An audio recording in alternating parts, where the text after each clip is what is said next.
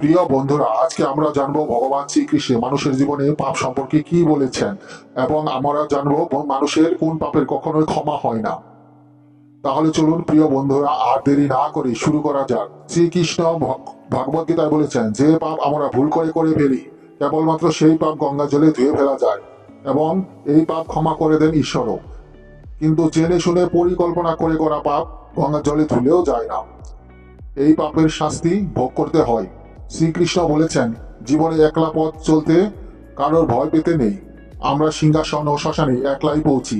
গীতায় বলা আছে, মানুষ লুকিয়ে কোনো খারাপ কাজ করার আগে ডাইনে বায়ে সামনে পেছনে সব দিকে তাকাই, শুধু উপর দিকে তাকায় না।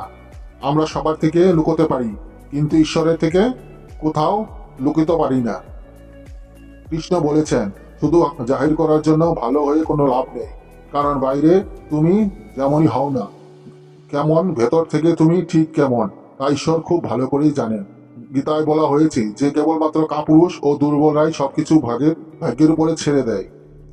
যারা আত্মবিশ্বাসী ও ইচ্ছা শক্তি প্রবল, তারা ভাগ্যের উপর সবকিছু ছাড়ে না, দিয়ে নিজের পরিশ্রমে জোরে অর্জন করে। গীতায় শ্রীকৃষ্ণ বলেছেন, তুমি যে কাজই করো আগে ভগবানকে নিবেদন করে নাও, এর ফলে তুমি ভারমুক্ত জীবন কাটাতে পারবে। জয় শ্রীকৃষ্ণ।